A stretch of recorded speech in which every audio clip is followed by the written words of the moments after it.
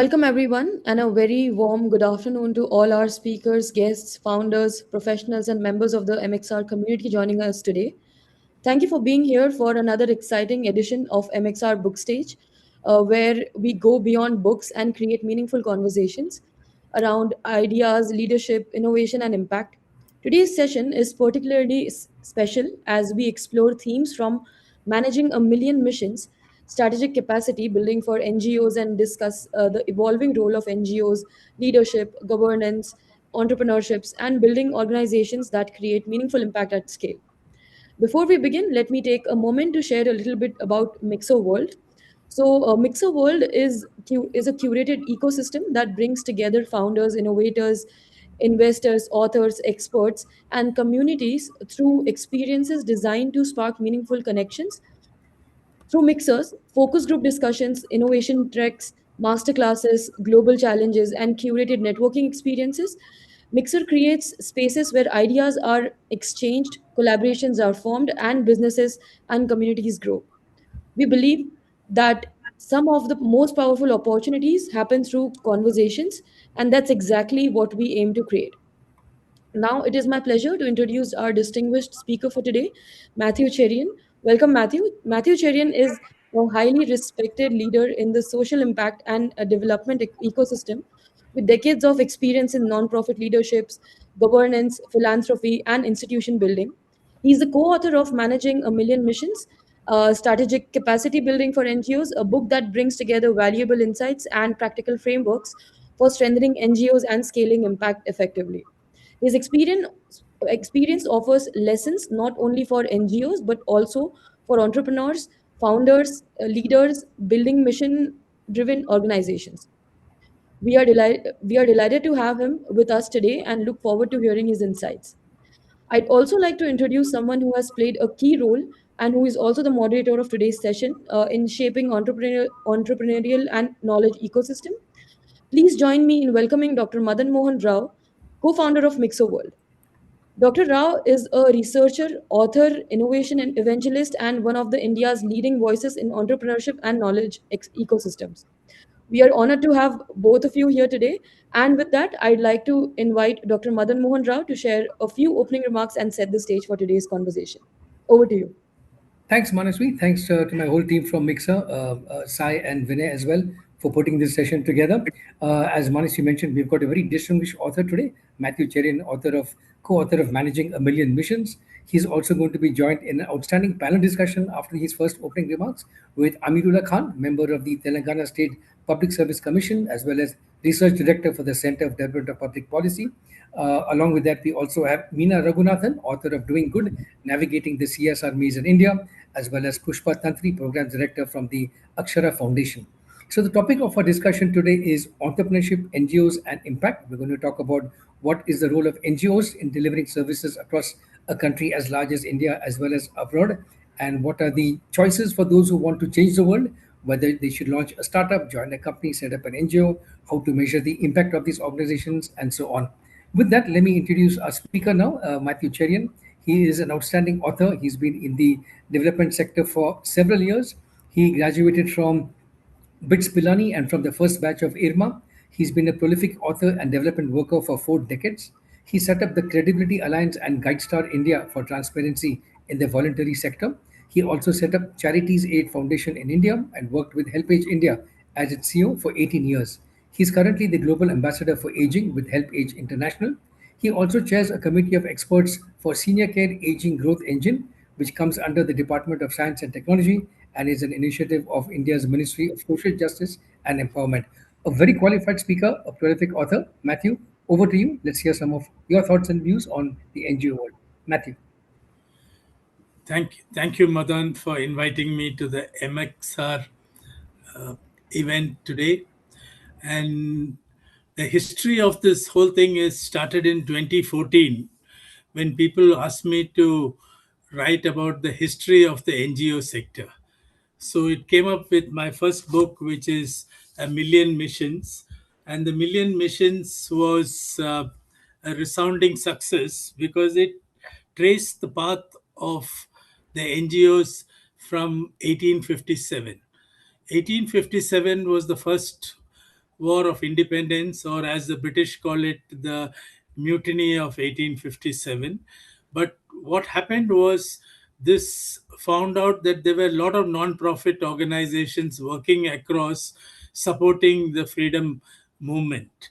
So the government came up with the Societies Registration Act of 1860, which was the forerunner, and most of us, even Helpage was registered under it. Many other societies are registered under the same act. This act was used to advantage by social reformers like Rajaram Mohan Roy, who set up Anglo-Vedic Society and the Brahmo Samaj. All were registered societies, and Dayanand Saraswati later set up DAV colleges and DAV schools, and this was the Arya DAV, Dayanand Arya Vedic Society. And even in UP, Syed Ahmad Khan set up Aligarh Muslim University initially as a society, and then later on upgraded it as a university. So there were many people who took it. But it was Mahatma Gandhi who set up secular NGOs, because the others all had a religious twist. Mahatma Gandhi came up with a secular twist to NGOs, and he set up the first leprosy organization called Hind Kusht Nivaran Sangh, and later on set up Asifa and Sarvodaya, etc. There are various organizations which can be attributed to Gandhian thought, and this was the Gandhian organizations. Of course, I won't dwell long on the history of it, but there are about 3 million NGOs, and in the last count, they contributed about 2% of India's GDP, and there are 27 million workers working for the NGO sector. It is a huge sector, and in my opinion, they have contributed to the nation in several ways, bringing out the ASHA worker, bringing out the drinking water Mark II hand pump. Various innovations have been done, and we can be called in many ways as the true nationalist and the true karma yogis in the sector. And we have been creating impact every day, and it is a lasting impact. And if you talk about last mile connectivity, whether it is Digital Empowerment Foundation or whether it is other NGOs, we are covering the last mile.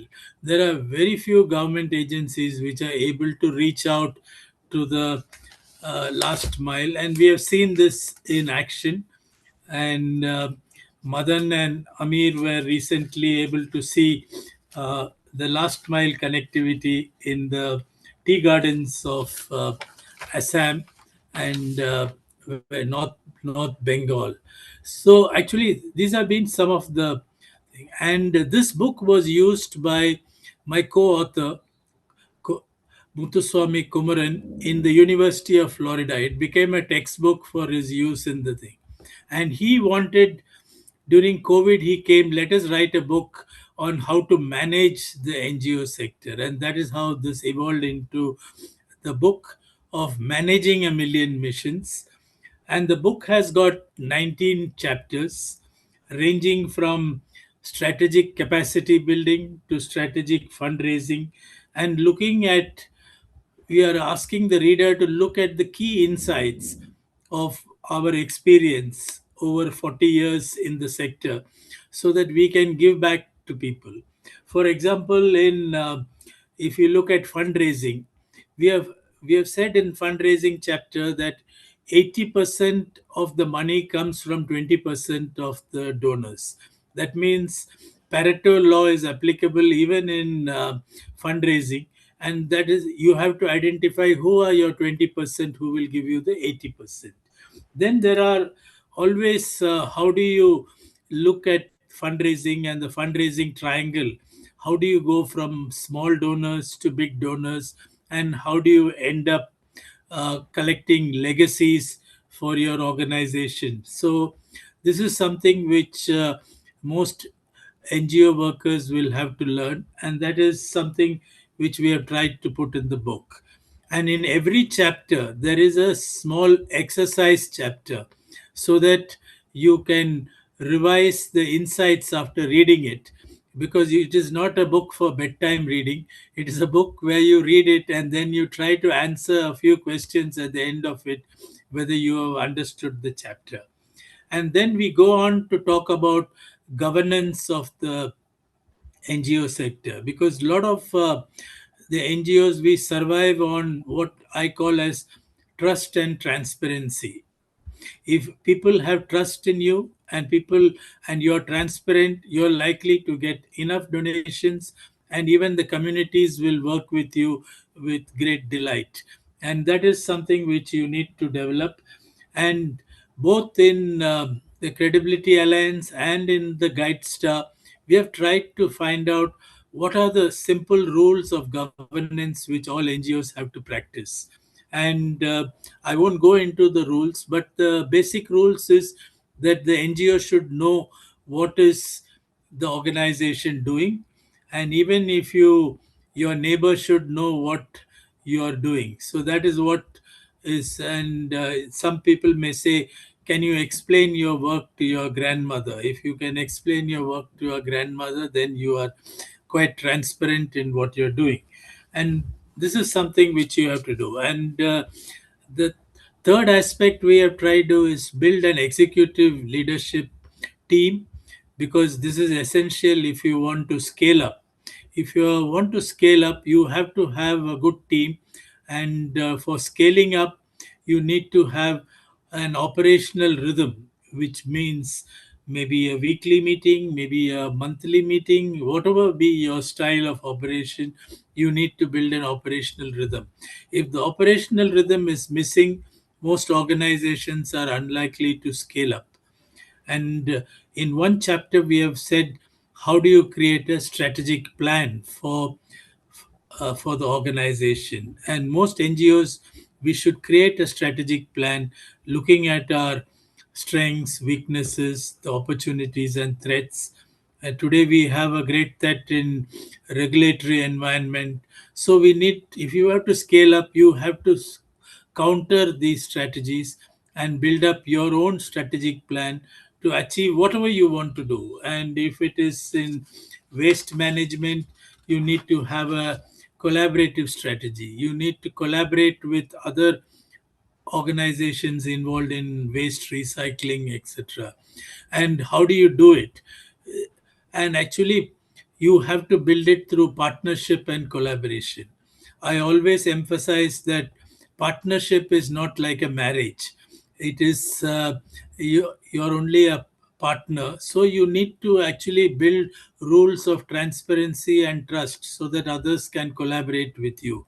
If you are not transparent, the collaboration is likely to fail. And that those are some principles which you have to.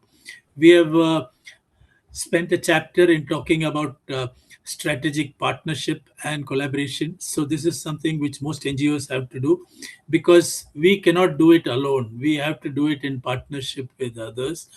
And in many areas, NGOs have succeeded because of partnership, and be it with larger NGOs or be it with the government. There have been some NGOs which have been successful with the government and set up partnership projects in collaboration with the government as well. Government is a very, very difficult partner, and if you have to do collaboration with the government, it may be collaborating with a few individuals in the government, because I have always found very good bureaucrats who are supportive and collaborative, and they are able to do it. And last but not least, all NGOs with the work in the community should have a community relations plan. And this community relations plan has to be uh, organized so that you can build strategic relations with the community. There's somebody at the door, so I'll just hold on for a moment. Yeah, these are very great insights from Matthew. He's going to share with us some more insights once he gets back. So I think some of the key steps he's mentioned, we'll pick this up in the discussion also, is you need to be very clear on things like what is the mission of the organization, what kinds of partnerships you have, and how these partnerships affect the different stages of your growth. Uh, Even though NGOs are called non-governmental, they actually have to partner with government in many sectors, and we'll have a discussion on partnership effects a bit later. But till then, let's get on with the rest of Matthew. Yeah, Matthew, go on. I just summarized some of the points you mentioned. Go on. Yeah. So, um, the other major contribution that we have to do is to build volunteers. Many organizations we cannot survive with paid staff, and the reality of an NGO is to develop a cadre of volunteers. And we had many elderly volunteers in HelpAge who would come and work up pro bono and build up large parts of our organization through this work. And this is a result of again, it's a collaboration with the senior citizen community, and there are many people who after 60 years are not even useful for their own families. Many wives say, why don't you go out and do something rather than sit at home and irritate us all the time? So many seniors come to organizations like HelpAge to do some voluntary work.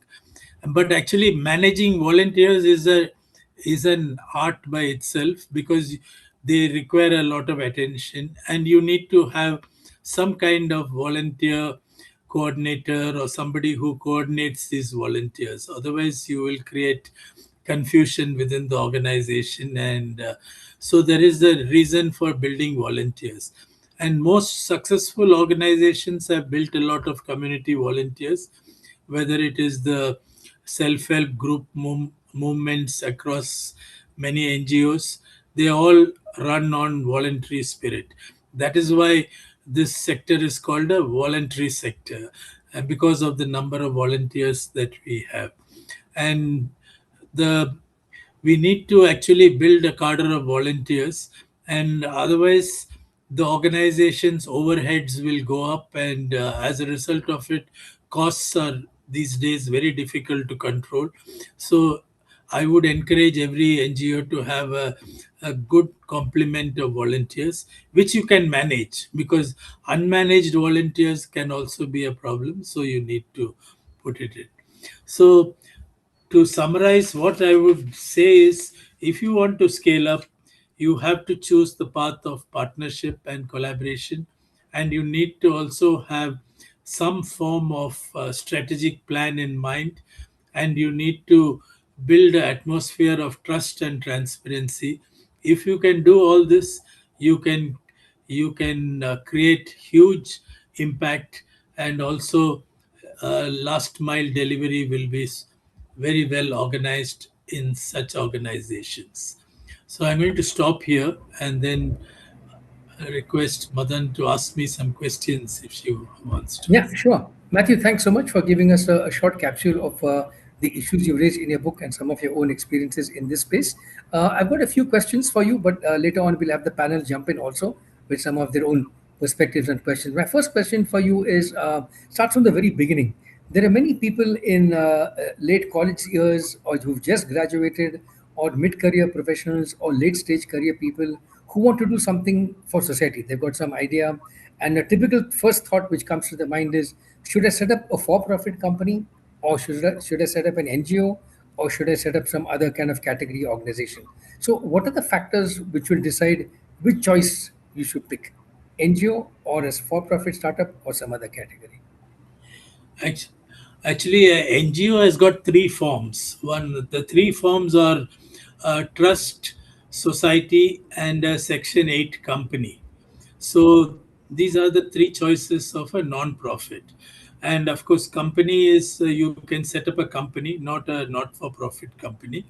So the choice essentially is actually, are you going to have a business income? Are you going to have a charitable income? When I mean charitable income, are you going to raise your money through donations, grants, and uh, philanthropic money?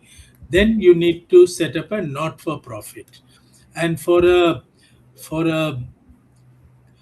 if you want to start up a venture, a social venture, etc., then you should go for a full company, because then the venture capitalists can fund that company. And of course, they can choose to sit on your board or they can exit, depending on whatever be the candidate. But actually, a trust is easier to manage, but trusts are considered suspicious by the income tax authorities. And of late, there have been a lot of restrictions on trust.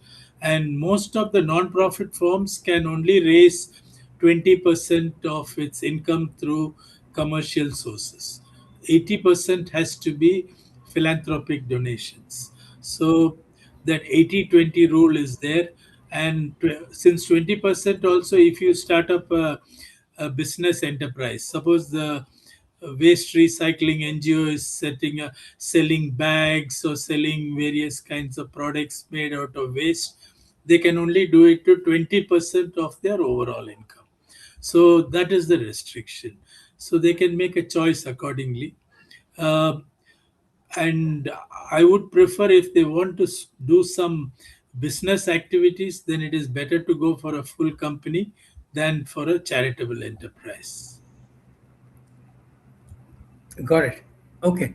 You also mentioned the role of boards. So many people think board is, a board of advisors, but there's also board of directors, etc. So what are the different kinds of boards that organizations need to work with, and what are some of the challenges and success factors in aligning with the board? Yeah. Actually, the board is the most important part of the organization, and that is the organization which gives steers the organization. And actually, the word governance comes from the word steering, and actually, it actually steers the organization ahead. So now, what you need to do is, how do you construct the board? Because most organizations are a founder led board.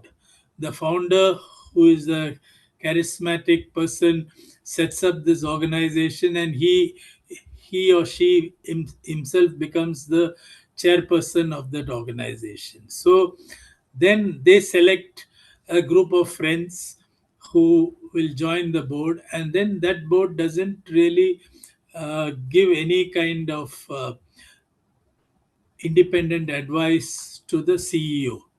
And as a result of it, organizations could go astray. A good board would have an agenda steered out. The board will also ask the CEO to come up with a strategic plan to drive the organization ahead. They will also ask them to counter what are the risks which the organization is facing up. Though they meet only 3 or 4 times a year, a good board can give you strategic advice, be it in fundraising, be it in how to collaborate with the government or how to do other things, because of their own experience. A carefully selected board is a very useful thing. But most organizations in the NGO sector have very weak boards. They have weak boards because they don't want the board to control this organization. They want to do their own thing. As a result of it, certain boards become weak, and after some time, when there is a crisis, the board doesn't step in. Otherwise, the board can step in when there is a crisis. Uh, it could be a regulatory crisis, it could be a crisis of financial uh, weaknesses. If they're not raising enough money, then the board steps in and puts in their efforts. And some boards have, I have used certain boards, they can also get you funds from other organizations. They will say that, oh, I'm connected to so and so organization, I can get you funds from there. So they connect you also to other organizations. So board has got several useful purposes, but the main thing is to steer the organization through good times and bad times. Yeah. Madan, I seem to have lost you.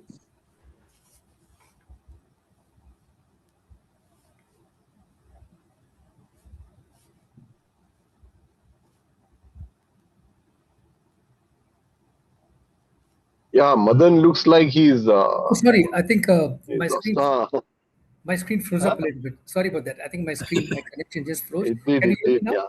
Yeah, yeah. Okay. Sorry. Matthew, my next question for you was about you rightly mentioned managing volunteers is an art by itself. What about interns now? Many companies, many organizations, many NGOs also are taking interns, but what's your thoughts on it should be a paid position? How much access should interns get to the organizational knowledge and things of that sort? What are some tips you have on managing volunteers and managing interns? Yeah. Actually, both these sets of people, volunteers and interns, need some kind of internal coordinator to coordinate them. And access, there are access, of course, you can give them email id, temporary email id, and access, maybe depending on what kind of access you want to give. You can't give them complete access, but you can give them limited access depending on the work they're doing. If they're working on human resources, they can have access to the human resource database or whatever they want to analyze, etc. If it is on areas of governance, then they can be given access to certain parts in the governance. But complete access is not advisable depending on the intern, because you can, if you have like 100 interns in your organization, it could be difficult. But volunteers, of course, volunteers are given specific tasks. Like for example, volunteers who help on our medical side are given work to look at the patients, ask them questions, and do the uh, initial triage conditions, so that the doctor can then quickly fill in all the other details for looking at the patient. Then, of course, in palliative care, we have volunteers who are actually doing some kind of counseling service. So they go to the patient, they talk to them, because talking to elderly patients is also a great need. Most staff are not able to talk. So just talking, listening to them, listening to their stories is also volunteers' activities, which are very useful and helpful both in mental health as well as in physical health. These are some. Great, thanks. You also talked about fundraising. What are some effective tips you would give for fundraising for NGOs? At what stage, how much, how often, what kinds of stakeholders, etc.? Actually, fundraising is a very wide topic. You could actually fundraise using different techniques. One simple kind of fundraising technique which many NGOs do is door to door fundraising or face to face fundraising, or raising funds in malls, in shopping bazaars, etc. This is one kind of fundraising. This again, you can use volunteers, or you can use young students who can go and fundraise and give a story, etc. But again, this has to be managed well, and it can't be just one off. It has to be a continuous process. Then there is a direct mail fundraising, where you send mailers to people and ask them for funds. Again, this has to be operated with proper databases, otherwise you will be wasting your money sending your mailers to people, etc. Today, of course, we have fundraising on social media, and you can raise money on Instagram, on Facebook, and various other medias. And LinkedIn has also come in as a major source for fundraising, because LinkedIn helps you to uh, find out the details about the CSR managers, and the details of the. So many CSR managers are contacted through LinkedIn, and as a result of it, you can get an appointment, because unless you get an appointment, everybody talks about CSR money, but unless you get an appointment with the CSR manager, if you send a proposal, most likely it will be not even read, so as a result of it, it is better to meet it. And LinkedIn has proved a better way of fundraising. And in fundraising is, of course, the simple theory is you got to ask and it will be given. So asking is a problem. Many, even I've seen NGO leaders who are not very good at asking. They are hesitant in asking. So you need to ask. Of course, if you ask, it will be given. And the second area of fundraising is, once you have a donor, how do you keep fundraiser relationship going continuously? I used to get funds from Meena Raghunathan when she was in GMR. So how do I maintain contacts with Meena? How do I keep reporting about what we have done? So the building the relationship is very important, because otherwise you fundraising without a relationship is a not a good thing, because you may get a single donation but you will not get a repeat donation. it is like it is like sales. Once you make a sale, you won't get a repeat sale. Like that, in fundraising you won't get repeat unless you are able to build a relationship. So relationship is part of it. And also having a database which will uh, see that whom are you tackling. Because we talked about scaling up. If an NGO wants to scale up, they need to talk to a set of donors and find out who is their target audience to raise money. So these are some areas which they have to look at. And every organization has to make a fundraising plan, how much of funds they will raise through corporates, how much through philanthropic grants, how much through individuals donations. Individual donations are the easy lot, because they do not impose any restrictions. But if you get money from a philanthropic source, they will give you 20 conditions. You can't do this, you can't do that, you can't. And so, as a result of it, we call that money as restricted money. So, and the other money which comes from individuals who are small donors, we call it as unrestricted money. It doesn't mean unrestricted money can be wasted, but it will be used for good purpose. But you need to look at it in a such a way. And every organization has to create a plan on how to raise the money and what is the strategy they have to use. If they don't do that, they are likely they will not be able to scale up in good measure. So, as a result of it, we have to make a fundraising plan. Along with a strategic plan, you have to have a fundraising plan. And then today, it is very important to have a communication plan. The communication plan is what you post on social media about your work, what you post on various sites about your site. Your website needs to be updated. There are many NGOs, when you go to their website, they have not updated it for the last 3 years.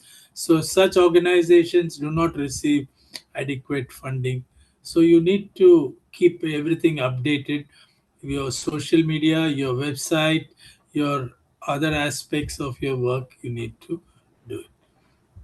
So, these are some tips of fundraising. We can have an entire lecture on fundraising, which will take quite a lot of time. Yeah.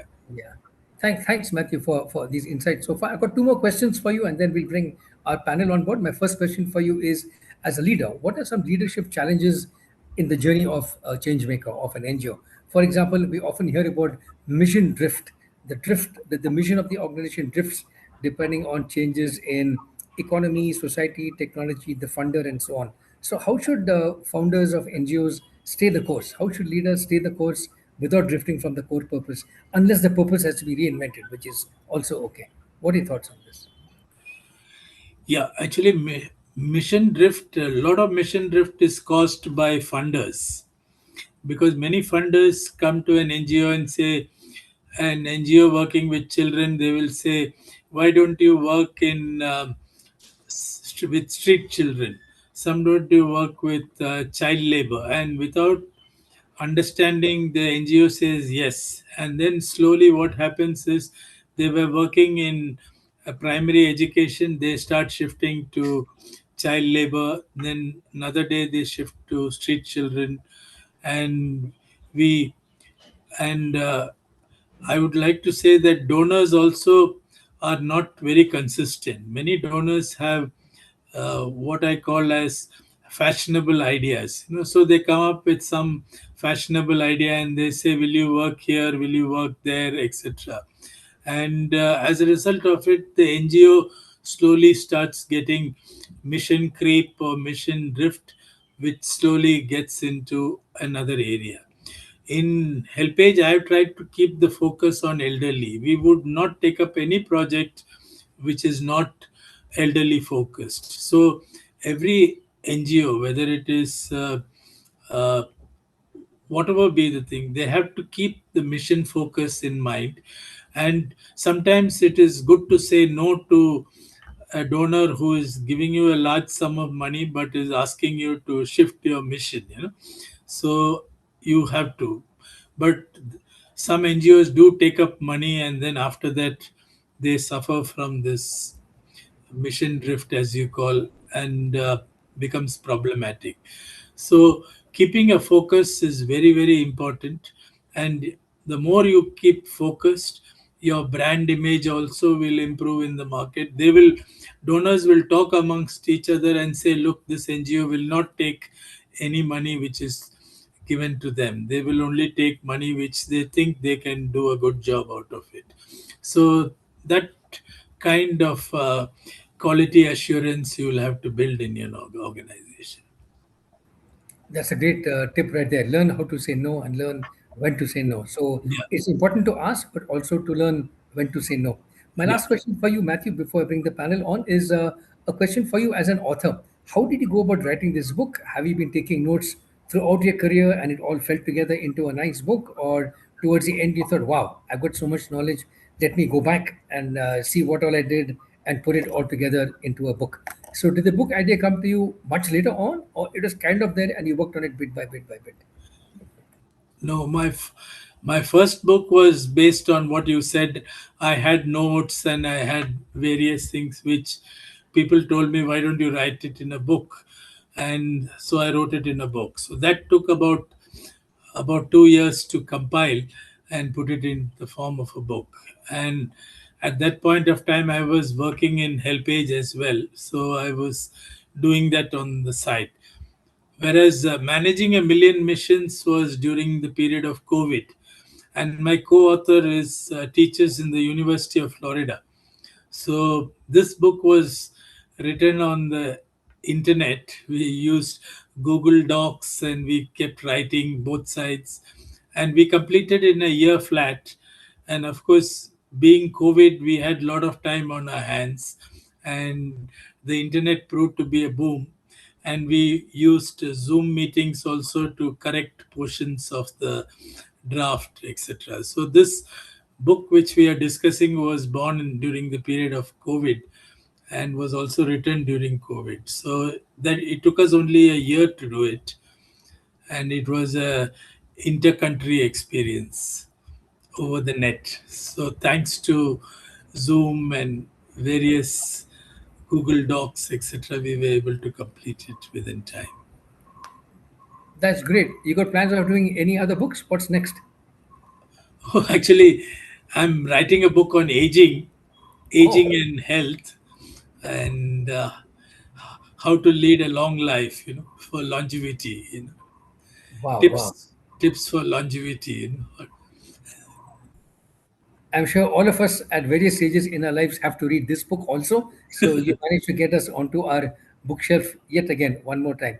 Matthew, Yeah. thanks a lot. We're going to bring a panel on. A panel also will ask you some questions, but we'll have a small discussion amongst them and then we'll bring you back into the discussion.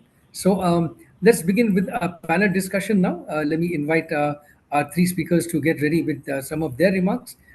We have with us Amirullah Khan, who is from the Telangana State Public Service Commission, also Research Director of Center for Development of Public Policy, Meena Raghunathan, author of Doing Good, Navigating the CSR Maze in India, and Pushpa Tantri, Programs Director for the Akshara Foundation. Let's start off with Amirullah Khan. Amir, tell us a little bit about the current NGO outlook in India, the funding situation, some of your own experiences with NGOs, and so on. Let's hear your view on this. Madan, can you get Meena first? Yeah, sure, sure. We can do Meena first. Madan? Yeah, Yeah, Sure. sure, sure. Okay. bad spot for. Okay, no worries, no worries. Yeah. So, Meena, can we turn to you now? You've done a very good job Yes. on navigating the CSR maze. You've done a lot of work in your extensive corporate career, NGO career, etc., with the NGOs. So, let's hear some of your thoughts on what Matthew has said and your own experiences in this space. Meena. Sure. Thanks, Madan. And thanks, Mathew. Absolutely wonderful book. First, let me compliment you. Anybody who wants to start an NGO just has to use this as a reference. And I particularly like a little section of it which says why you should, reasons not to start an NGO. You know, there are reasons to start an NGO and there are reasons not to start an NGO.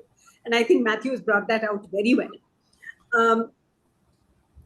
One of the things I think would, angle we could consider in the book, if I may just add, measures of how good an NGO is. You've given 12, I think, kind of self-reflection. One of the things I feel that many of the old, today in the NGO world, you can almost divide them into old world NGOs and new world NGOs. The new world NGOs are very CSR oriented, and they may be social enterprises. They are peopled by a different set of people. Whereas 40, 50 years ago, when Mathew and I may have started out, the NGO world was very different. I see one of the problems that's happening is that the old world NGOs are really quite cut off from what is happening today. Not in the sense they know that CSR has to be approached, all of that, but what they seem to have lost out is the spirit of entrepreneurship. After all, NGO started out as an entrepreneur. That founder was an entrepreneur. Today we call them entrepreneurs. In those days, whatever the term, founder, NGO founder. But the old NGOs don't seem to be able to pivot and become as entrepreneurial as they need to be. Yes, they are seeking CSR funds. They are learning how to put the formats. They are learning how to build databases. But is the spirit really keeping up? And I think to Mathew's point of governance and boards, are their boards competent to steer them in this direction is something that really, when I look now as an outsider, I've been 20 years in NGOs, 15 years in corporate CSR. When I look from the outside, having left both the roles, I feel that those NGOs which did pioneering work in India have kind of lost the edge. And how are they to reinvent themselves? These lessons are very good. This book is very useful for somebody starting up. But there should be a book on reinventing NGOs. I think that's what I feel. Because we have that wealth of knowledge, expertise, passion, commitment, but they are not attuned to the new ways of working of the world. So that would be just one point I would like to make, because entrepreneurship, risk-taking, innovation, as a measure of the quality and growth of an NGO are very, very necessary. And we are not looking at that as an aspect of how you grade an NGO currently. You're saying, are their documents all right? Are they, are they reporting properly? X, Y, Z. Do they do strategic planning? But do they look at innovation? Do they think of themselves as innovators and entrepreneurs? I think this is a field that, an aspect that we must touch. And of course, the very, Mathew was kind enough to say that, he recalled that we worked together. And I must say, LPH was one of the organizations, you will never fail to get the report. They know how to, really be on the ball on that. And it was always a pleasure working with them. But the tension between corporates and NGOs persists. It used to be tension even 40 years ago, but for a different reason. Why was it a tension? Why was the tension between corporate and NGO? Because the NGOs at that point saw their role as pointing out deficiencies. If a company was polluting, it was the NGO which sprang into action and brought that up, right? Today, the whole balance is tilted. Which NGO will dare to point out wrongdoings of a corporate sector when their whole existence depends on funding from the corporate sector? So I think this is a very, very dangerous thing that has happened. We have dumbed down a voice of protest without really, maybe we didn't mean to. I don't think the whole thing was engineered to do that, but the result is that. So you do not have advocacy NGOs, you do not have protesting NGOs, you have NGOs who try to implement sincerely based on the resources given to them, mainly by corporates. And I think this is a very serious thing that is happening, which we should be alert to. So yeah, those are the two things I wanted to say at this point. If there's any questions or anything else specific, be happy to address. Yeah, you also have a book coming out on ESG, right? What are some of the Yes. implications of this for the NGOs looking at environmental sustainability and so on? Does it mean there are more funds available for them? They got more power from the government to do certain things? What does it mean? The ESG agenda, sadly, there are many contradictions in the ESG CSR agendas. ESG is supposed to look at the internal performance of a company, how it does its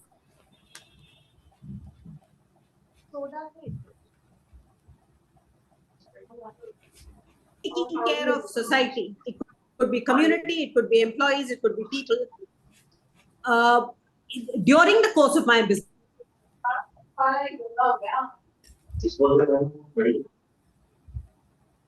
Can you mute yourself? how you spend 2% of the profits you make from your business. So the two have become, though they should all be the same, they have become two very, very contradictory. So if you are, many companies think they are very socially responsible because they've spent 2.2% and not 2%. Not questioning how did I make my profits, out of which I spent 2.2. So it's actually going at two different directions, which is not a healthy trend. Per se, ESG will not bring more projects to the NGOs because ESG is something that the company has to do itself as a course of its business. But what it may happen is that the company leadership becomes more sensitized to social and environmental issues. So they may be more, developing more sensible, strategically aligned projects as part of the Cs. So I think that's the direction. And I think NGOs should help to show corporates that connection. Yeah, Great. so that would be my take. Yeah. Thanks, Meena. We also have another big session coming up on World Environment Day on June 5th. We look forward to one more session from you there and your book launch at that time. Thanks. We'll come back to you once we finish another round. Amir, are you ready to join us now? Amirullah Khan is from CDPP. Amir is going to share with us now some of his thoughts on policy issues for NGOs, the current situation in India, and what should aspiring NGOs, current NGOs look forward to. Amir. Thanks so much, Madan. I hope I am audible and clear. Super. Yeah. So thanks so much. Firstly, thanks to Mathew for all that he has done for the sector, and particularly for documenting and writing this. There is such little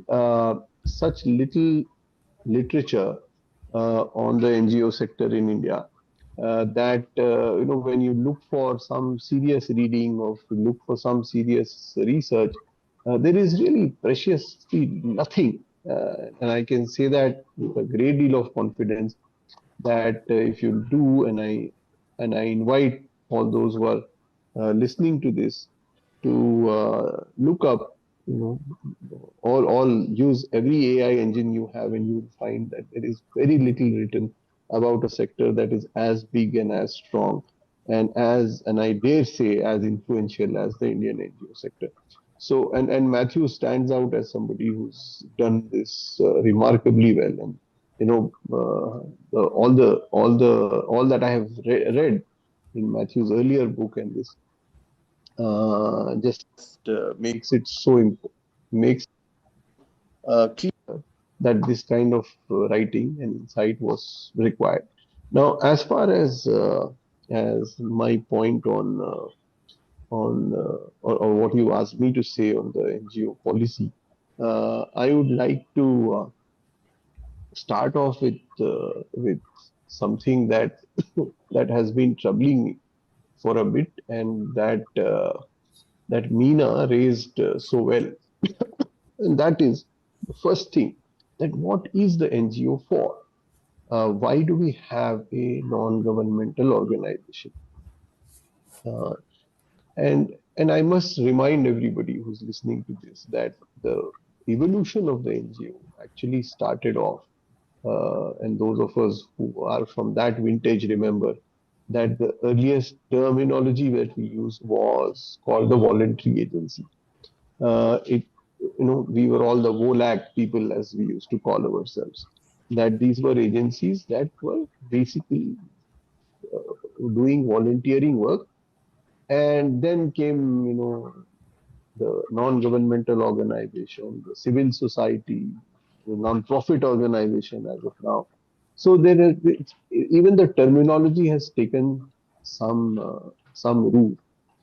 And what has stayed and what defines an NGO really, uh, as a organization that began in the turbulent 70s and the 80s, was essentially an anti-establishment organization that actually stood for everything that had to be pointed out. And if you remember, the NGOs really became big and civil society became important after such disasters as Bhopal and the entire environmental issue. Uh, and from there um, to the 2004 budget, and Madan, if you remember that first budget that Chidambaram unleashed with the new government, it had, somebody did a count, and that budget speech had some uh, NGO mentioned some 95 times. So that was the journey, from being an anti-establishment institution to being co-opted by the government. That was the 20 years that we saw between 1984 and 2004. The journey of the NGO over the last 20 years has been that of a somewhat hostile non-partner. Uh, it began when those nuclear tests were being carried out. That nuclear plant at that Kodamkulam was being resisted, and Prime Minister Manmohan Singh himself had said that the NGOs are playing a role that is detrimental to progress. So from there to now, where the NGO sector is, more or less seen as a foreign-funded sector that, in Ajit Doval's words, is essentially seditious in nature. That's what he said in one of his addresses in 2019, that the NGO is the cause for sedition in India. So the policy on NGO has been all over the place, from being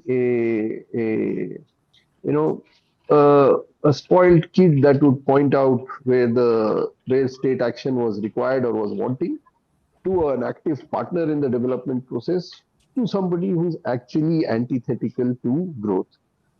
And that is where you find that today, as Mathew said when in his opening remarks, that the atmosphere for the NGO has become increasingly more difficult to operate on, and the hostility that one sees from the state, from the police, from the corporate sector, even from media, is pretty obvious. And the idea is that the NGOs should,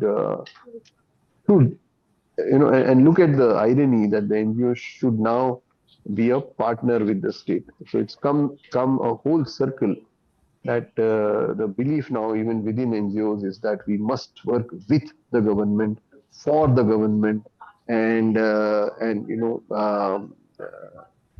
know, ensure that the goals are coterminous. So policy itself has become like that. Now NGOs have to be registered in some portal on the Niti Aayog. They have to have, if they want to get the precious foreign exchange, which is becoming more and more difficult for them, and they have to, for getting corporate funds, willy-nilly show that they are working with the state, actively with the state. There are states which actually have CSR uh, officers in the secretariat.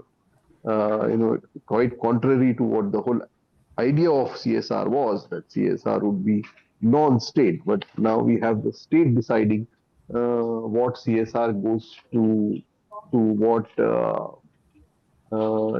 end and to what goal. So that's been the journey, and therefore, what is happening is that the state in India, the NGO in India, is becoming a difficult proposition. Uh, Foreign funding has become difficult. Domestic funding always was, and corporate funding is more or less tied up with what the government aims are. Now, here I must make an important and critical point, that which is basically what I wanted to speak, which is that, what is the role of the NGO in any economic system? What does a non-profit institution perform? You see, economics tells us that almost every demand has a supply at some price. And therefore, what should happen in a market situation is that wherever there is demand for whatever, then there must be a supply must come. Why does the market fail? Why does the market fail in satisfying legitimate big demand? If there is a demand for healthcare, there's a demand for education, there's a demand for jobs. Why does the market fail? We know why governments fail. There's a lot of literature on that. But why is it that governments fail? And why is it that non-profit institutions must come in into areas where both the government and the markets have failed? And the answer is that there are these difficult areas. There are these areas where the gestation periods are large. There are these areas where the margins that one obtains from working in difficult geographies, or difficult constituencies, are very small with respect to margins that come from larger markets, and therefore the corporate sector would not provide a market solution. Governments don't provide a market solution because of the median voter problem. And in any parliamentary or an electoral democracy, it makes sense to have rational calculations on what number of voters do you want to satisfy, and if you are able to satisfy a third of the voters, then you are pretty good to go for the next election. And therefore, those voters who are marginalized are eliminated from the market. Therefore, the NGO that takes up difficult issues, that takes up issues that are on the margins, that takes up issues that do not necessarily have a larger volume of demand, that will determine investments, corporate investments into that sector. And the NGO performs a very big task of piloting difficult solutions, and getting them ready for scale up and for replication, which again Matthew talks about, and that chapter of his talks about very eloquently. That has been the role, and that is the role that I think policy must underline. And I must say that if one looks at the policy that the Niti Aayog particularly has been articulating on the non-profit sectors, very hearteningly, that's been what at least the Niti Aayog has been emphasizing, that we need NGOs or non-profit organizations that will go and test out difficult solutions, that will pilot them and get them ready for scale to be used either by the corporate sector or the public sector. And I think that's the direction that policy must take. That's the direction that the non-profit organizations must take.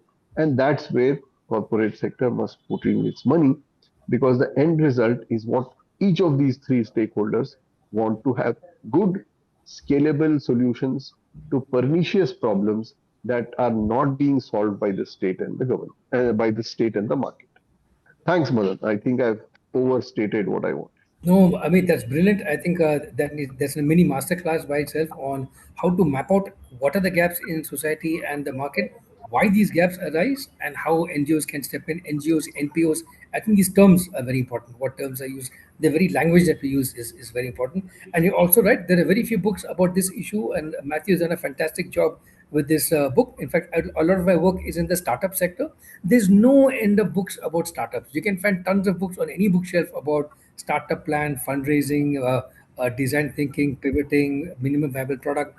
There's no shortage of incubators now for startups. Every engineering college, management school, medical school has an incubator for startups. But incubator for NGOs, I've not seen almost any in this space. So I think Matthew, you've hit a very important issue, which is there are new gaps that are emerging in India in addition to the old ones, and we need to look at how can the youth, mid-career professionals, etc., look at how to enter this space, map out what they want to do, and so on. So now we come to our last speaker, last but certainly not least. Pushpa Tantri is right in the middle of the perfect storm. She's running an NGO, the Akshara Foundation. So will you please run us through some of the issues you're going through as an NGO? How would you resonate with some of the issues discussed over here?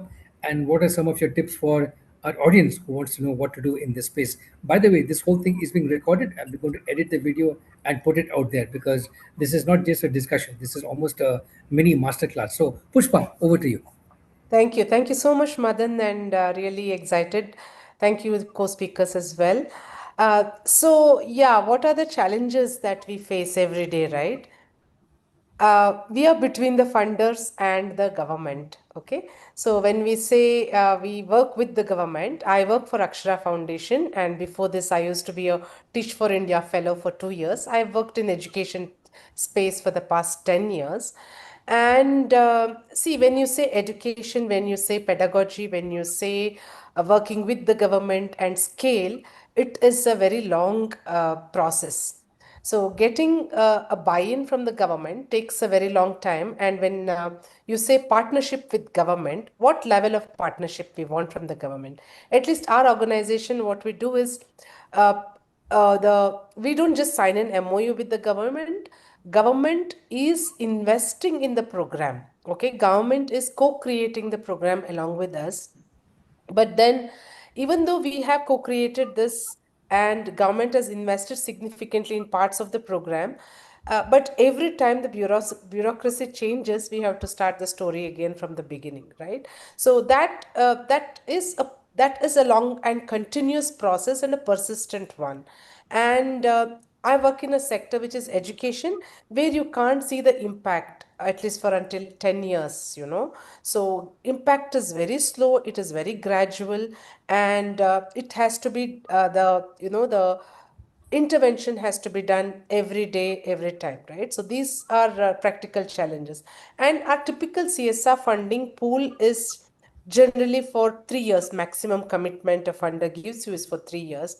And to show the impact year on year also, we need to provide the metrics, which is fine and everything, but then the change is not visible sometimes. It's not convincing for sometimes for the donor as well. And most of the time what happens now, I've seen lately, is donors stay away from seeing the reality, the ground reality. That is, we all like to manage the people, give the check, but then don't want to come to the field and see the ground reality in our own eyes, right? And that would help if there's at least one visit, a few visits that the donors do. That will really help, because there are so many dynamics are very different. The ecosystem you have to work with, not just when you say education, is not just one department, it is not just the school system, it is also the parents, it is the community, all of these people, right? And that's what, when you said like the mission drift, and that's typical of many NGOs, because you see one problem, then you see there are so many other problems surrounding this, and you want to fix all of them. And then you go on changing your direction, and also the pool of funding that you need, also the priorities will change. And the same time, you have to divide between different programs, that also gets diluted, right? So these are some of the challenges, but important thing is, for even though we've worked with the government for the past 25 years, let us say in Karnataka and in Odisha, and technically we are the sort of a numeracy partner for both the governments, but still, somewhere we are non-existent for for the government. They could just change the program like that in any instant, and you don't need to consult the partner also. That is a power inequality that we are having, right? So you're sandwiched between two big powers. One is the money and one is the program, that is the scale. When we say scale, it has to be government, nothing else can equate to that. And for both of them, NGOs sort of are, it's just a part of the game, not really important factor for them, right? So this is where it is. And but it's not so bleak. Every day, when you see the change, you really like it. And at least in the education space where I work, uh, the locus of control is mostly in the classroom, right? So for me, that has been the gratifying experience. The 2 years that I taught personally in Teach for India was the maximum change I could bring, because I could see the children learning. I could see the impact, as you say, directly. But when you say at scale, you're little, you're zoomed out from the ground, because you work indirectly with the government system, with the government teachers, and your locus of control and the influencing power is only so much, right? But not that it's not less, but then when teachers do use the pedagogy that you've taught, and the methodology that you've advised, it is gratifying still, yeah. So I would say, to sum it up, the change is slow. It's a very persistent process, and the power inequalities are very high, both with the donors and with the government. And you sort of have to fight the battle every day in proving your existence. And one thing, lately with the CSR especially, there are so many reporting regulations that has come in, which is all right. But then what happens is, you think the data, the dashboards, the reports, all of these are interventions, but actually intervention is something else. These are just evidences of intervention, right? So, but what happens when people are, when there is so much of demand, that NGOs sort of struggle with their time, and disproportionate time is spent on providing these evidences vis-a-vis doing the real ground work as such, right? So these are all also the, and like sir was saying, overheads. We have to have volunteers, yes, but yeah, when you have volunteers, cadre of volunteers, you need to have the regulation also, especially when I'm saying you work with the children. I need to have a SOP for that, right? I cannot have volunteers doing what they want. So all this also requires a fair amount of work and money. It takes money. And one more thing is like funding cycles. So every time March, we are suddenly very rich, and come April, we don't have any money with us. So March, everyone wants to fund you, and you have to spend that fund. 1 year ka fund they will give you, but they'll say you have to spend it in 1 week or 4 weeks, and but then April you don't have salaries to pay for the people, and this happens year on year, year on year. I wish there is a regulation on this for streamlining the giving and the cycles. It will be very useful if there's some regulation on repurposing the fund beginning of the year, rather than just dumping all the money in the March. Yeah. Yes, Madan. Great, thanks. Thanks, Pusha. One question for you I have is recruitment. How easy is it for you to hire in the NGO sector, given that a lot of youth are now distracted by all this startup stuff, corporate, GCC, whatnot, especially in places like Bangalore. So, how are you attracting people to work in the NGOs, and It is it easy to retain them for a while? What's the career progression for them? See, yeah, so it is okay in the space. It is not very challenging, neither is it very easy also, but you will get good talent.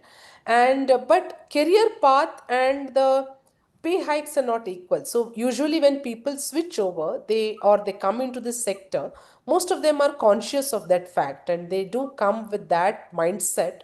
And it's not a big, what do you say, it's not difficult to attract. And now I see a lot of fellowships are a good way for us to get the people. Like you have Gandhi Fellow, and I'm very happy to say that Gandhi Fellow Kirtana, I think, is the Minister of Education in Tamil Nadu, right? So these fellowships have given path for making the change in the real sense that way, right? So like Teach for India Fellowship, which I did, or SBI Foundation Fellowship. These are some of the pools that you can definitely attract good talent from. And the people who join these fellowships come with a certain mindset of, being in this sector and then working in this sector. And there is that stickiness to be in this sector also for some time and not generally switch over. Yeah. But yeah, they come with a mindset of limited pay hikes, and also the reality of, if the program doesn't get funded, yeah, your job is at stake. So those realities we have to live with. So I always tell my team that we have to upskill ourselves, we have to learn new things, and then, like any other sector, you have to learn new skills in order to be relevant, right? Great, great. Thanks, Pushpa. Before I Yeah. ask Matthew to respond to some of these issues and questions that have been raised, anybody out there in the audience who wants to jump in and make a point or ask a question or a comment, this is a good time for you. Otherwise, Matthew, any responses to the questions, the discussions so far about the need to map out what's happening in the NGO sector, more publications in this sector, to flag some of the concerns which Amir raised, a day in the life of the struggle of an NGO, the way Pushpa just mentioned. What are some of your thoughts, recommendations, tips to the speakers? Interesting thoughts. I'd like to respond to Meena when she said about ESG. Actually, I was involved in the high level committee which made the CSR guidelines and the 2% formula. So that time the questions being asked is it the 2% profits, or is it how is the 98% profits made? And is a company going to be responsible for the 98% of the profits, which is of course the ESG debate which is going on now. So that is of course more of a comment, but anyway. But one of the things that Pushpa raised was, in the guidelines we had said that NGO should utilize the money in the financial year itself. This has been misinterpreted by a lot of the companies and are demanding that the NGO utilizes all the money within the financial year itself. So, as a result of it, they are not able to carry forward. Whereas the tax law allows you to carry 15% of the funds. So, the salary for the month of April can be paid if they use the income tax law.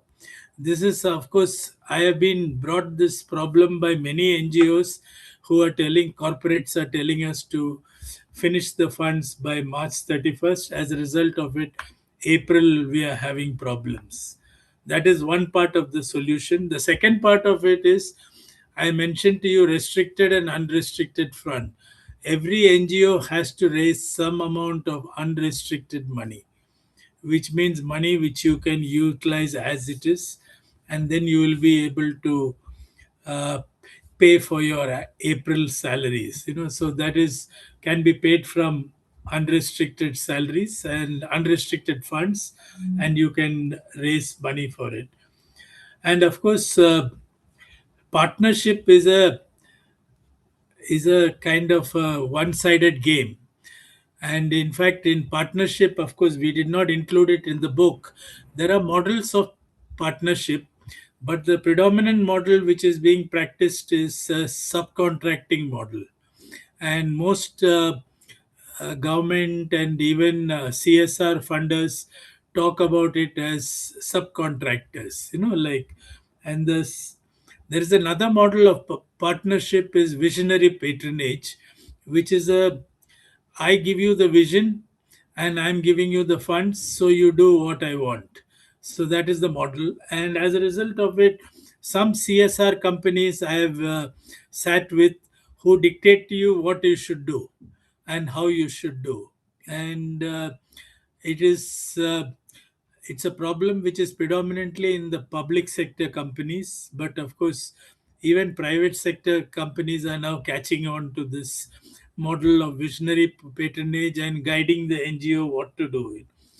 The ideal model for a collaborative thing is something called mutual governance, which of course if you're working with the government, if you can share members of the board on each of your boards, like government takes you into a government committee on education, and you also include one of the joint secretaries in your board, so that you have a good cooperation. This model of governance is called mutual governance. These are, of course, I'm trying to give solutions, but there is there is a problem. And to Amirullah Khan, what happened in 2004 is Saida Hamid became the member of the Planning Commission. So she had invited me and a few others to write out a policy for the voluntary sector. Actually, we wrote the policy. However, it did not get accepted by the government, because what we wrote was very radical, and the government didn't want to take up that policy. So, of course, many years later, Saida Hamid said Montek had a lot of objections to that policy, so it didn't pass through the planning commission. So that is how it is. So attempts were made for creating a policy for the voluntary sector, but however these have been stymied, and today's atmosphere is not even conducive for a policy. So I can't hope that something will happen. And last but not least, the thing is, I agree that NGOs have to reinvent themselves, because many of the older NGOs, what happens is they have done tremendous work in the past, and they're resting on their past laurels. And when somebody tells them that you got to do something different, they keep saying that I have seen so many of you kind of funders. Now I'm not going to listen to you because I have done my bit in the past. So as a result of it, many of the older NGOs don't want to change. It is not that they will change only when it reaches a crisis or the younger generation takes up, and the succession management in these old NGOs also are very poor. So we find many NGOs after a certain period start failing, and slowly they will go into oblivion. So this is a natural process, and if they don't change, they will perish. So that is what will happen. So my advice is, change is the constant factor. You got to change. You got to create strategic planning if you want to scale up and if you want to do more. Unless you change, you will not improve. So as a result of it, if NGOs have to improve, they have to keep on changing. And this scenario is changing quite fast these days, so they better change, or else they will have to meet their doom one day. That is my advice. Yeah. Fantastic. Matthew, thanks so much. Thanks to all the panelists for all their inputs. This whole thing has been recorded. It's actually streaming live on YouTube now. We'll also be editing this and doing 2, 3 versions of this video later on. We'll also be publishing a report on this whole thing. And we also have 2, 3 other events. This is part of our book stage session. We do books sessions every other month, every other week, almost now, given how many books are coming out. Our next book section is going to be in about 10 days on May 17th. Sorry, on May 27th, we have with us Tom Davenport, who's got a book out now on agentic AI. So everyone's talking about how AI is going to change the world and disrupt everything. So he's going to give us some of his insights on what's happening in this space. Some words about us in wrap up before I hand over to my colleague Vinay for the vote of thanks. We are in this whole space of entrepreneurship capacity building. We work with for-profit startups, social entrepreneurs, and NGOs to take a look at how do we build a community of change makers who want to use these different tools and models for change. How do we publish the pitch decks of these change makers and finally do capacity building for them in storytelling, ecosystem engagement, and so on. Now, let me hand it to my colleague Vinay Dora for the vote of thanks. Once again, thanks from my side to all our speakers. I want to hand over to Vinay to give some of his concluding remarks. Vinay, over to you. Sure. Thank you, Madan. A lot of profound takeaways. In fact, I was just going through some of the shares around. A lot of these takeaways can also be used for many other kinds of business models, including the startup ecosystem that we work with very closely, the strategic capacity building, the simple rules of governance, the fundraising, building an executive team, the strategy to achieve goals. The profound takeaways. So at Mixer, what we intend to do is also to repurpose this content, to spread it across the hundreds of communities that we are part of, the ecosystem enablers that we are part of. In fact, we also have upcoming events. So we do a lot of consistent events leading to tangible outcomes. I think on the screen you can also see the World Environment Day. Vinay, we can't see your screen. At least I See your can't. screen. Yeah. We share it. Screen. Yeah. Yeah, our next session, by the way, will be on May 27th with Tom Davenport. And then on World Environment Day, June 6th, we'll have one session with Meena for the launch of her new book. Vinay? Yeah. Is it visible now? Manasvi? Not, Otherwise, not just yet. paste the link. Manasvi, can you paste the World Environment Day link so Yeah. that people could register for the session? So we have some prizes that are also being used, some sort of competitions. You have the 15 crore fund called the Zero for Scalable Pollution Solutions. A lot of nonprofits is open for nonprofits in air pollution, water pollution, plastic waste, and all of that. And we also have something called Green Intelligence Challenge. So all of these things and more, we will be announcing and sharing during the World Environment Day. So look forward to having you join us there on the other upcoming events. Fantastic. Thank you very much. And Yeah. we will make things happen. Here's a link that Manasvi shared in the chat. Yeah, the link is in the chat. So once again, thanks everyone for joining us for this session.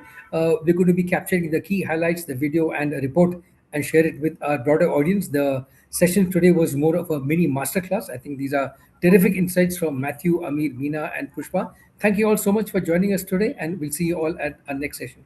Thank you, Amir. Thanks, Thank you, Mathew. everyone. Thanks so Thank you much. so Thanks. much. Thank Bye. you, Thanks. Thanks, Matt. Thank you, Matthew. Thank you. Thank you. Take care. Bye. Bye.